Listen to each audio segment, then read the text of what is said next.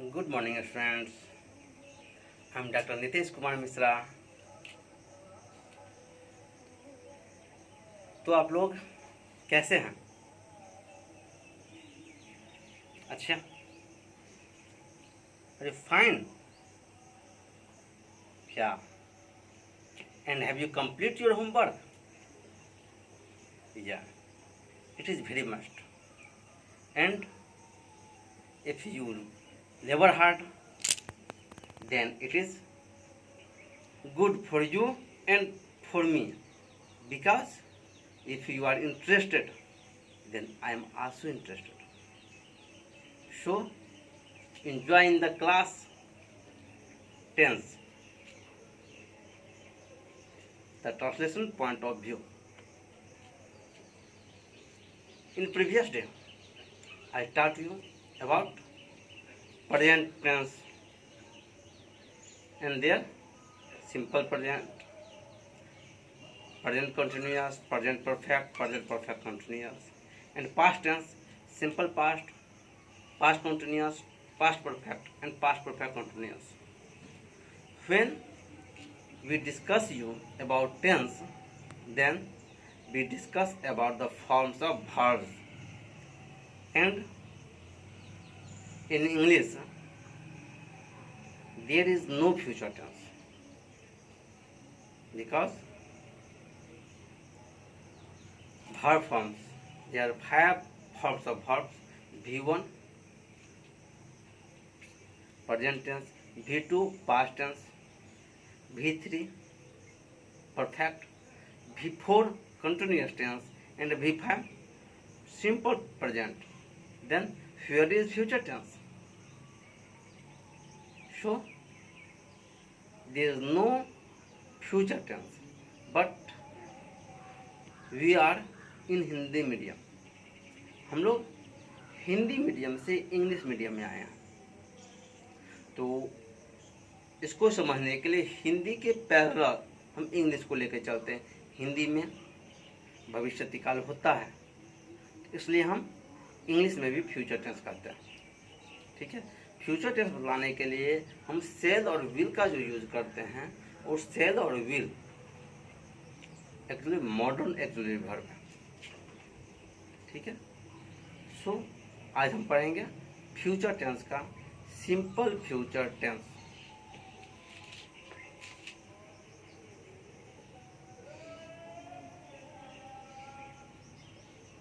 Simple future tense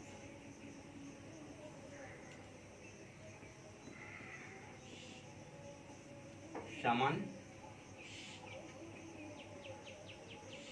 भविष्यति काल।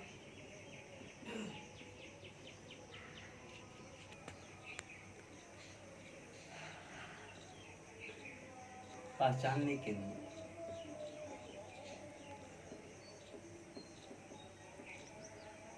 सामान्यतः ऐसे वाक्य के अंत में गा, गे, ही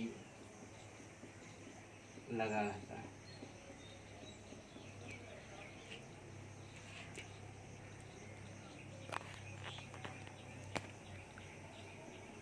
स्ट्रक्चर बनाने के लिए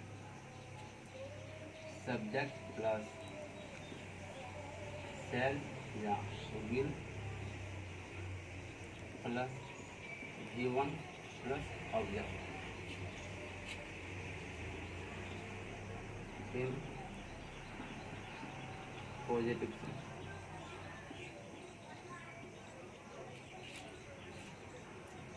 इसमें आपको ध्यान रखना है, जो I और V के साथ हम सेल का प्रयोग करते हैं, और you, they, he, C, it या किसी का नेम, इन सब के साथ हम विल का प्रयोग करते हैं। लेकिन कभी कभी ये उल्टा भी हो जाता है, आई और बी के साथ हम विल का प्रयोग करते हैं और you, they, he, C, it और नाम, राम, मोहन, सोहन के साथ हम सेल का प्रयोग करते हैं। कब? जब वाक्य में अवश्य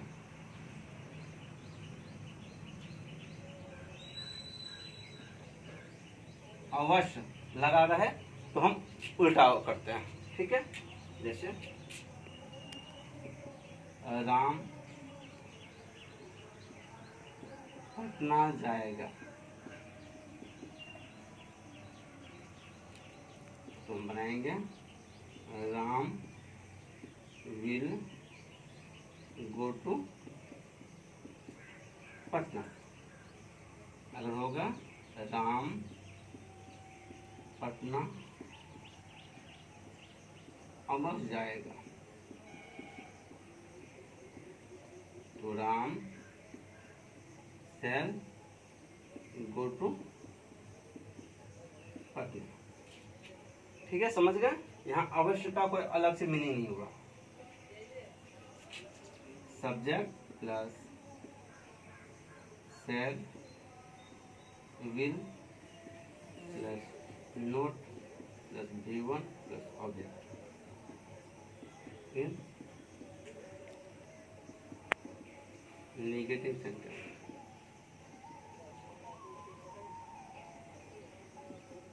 राम पटना नहीं जाएगा,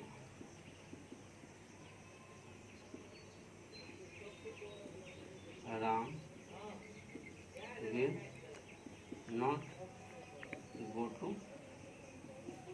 Patna.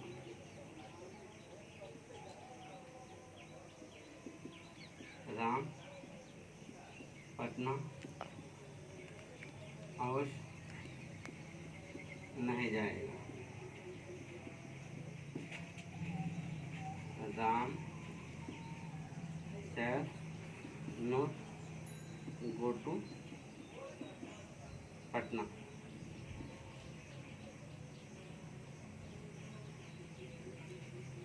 Shall will plus subject V1 object sign of interrogation in question.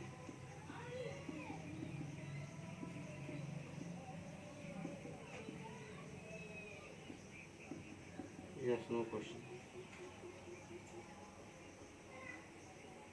क्या राम पटना जाएगा?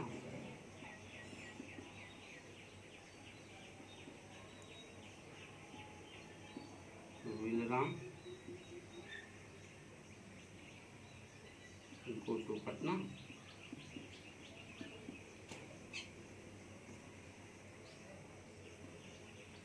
The which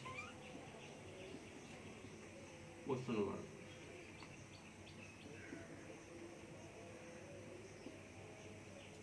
Shall will plus subject plus V1 plus object in question. The which question?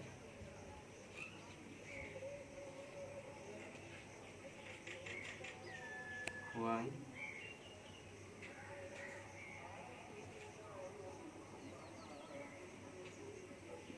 Ram Patna क्यों जाएगा? राम पटना को why will Ram go to Patna? ठीक है, why will Ram go to Patna. अब कुछ और उदाहरण आप देख लें। मैं आम खाऊंगा, मैं आम अवश्य खाऊंगा, सीता किताब पढ़ेगी,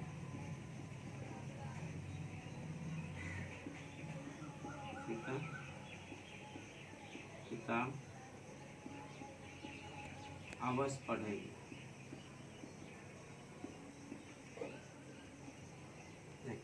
मैं आम खाऊंगा तो लिखेंगे आई शैल ईट ए मैंगो। ठीक है क्या, मैं आम अवश्य खाऊंगा, तो यहाँ हम आई के साथ शैल नहीं विल का प्रयोग करेंगे। I will eat A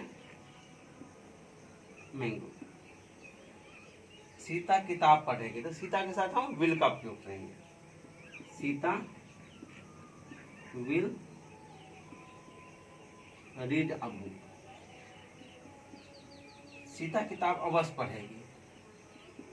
Sita shell read a book. ठीक है, ये आप समझ गए। और अब आपको बतलाते हैं जो सिंपल फ्यूचर टेंस में अगर टाइम दिया रहे, ठीक है, next day, next Monday, tomorrow, मतलब फिक्स प्रोग्राम के लिए, भविष्य में होने वाले फिक्स प्रोग्राम है, तो हम उसके लिए सिंपल प्रेजेंट का भी यूज करते हैं और प्रेजेंट कंटिन्यूअस से भी हम बतलाते हैं। ठीक है, जैसे अगर हम कहें मैं कल पटना जाऊंगा, मैं कल पटना जाऊंगा, तो I shall go to Patna tomorrow. आप ये भी बना सकते हैं, I shall go to Patna tomorrow. मैं कल पटना जाऊंगा, आप इसको बना सकते हैं, I shall go to Patna tomorrow. आप इसको ऐसे भी बना सकते हैं, I go to Patna tomorrow, या ऐसे भी I am going to Patna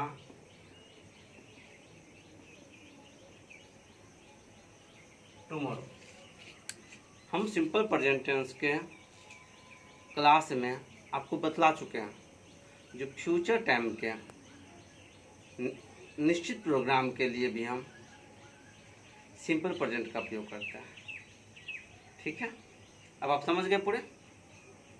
if you have any doubt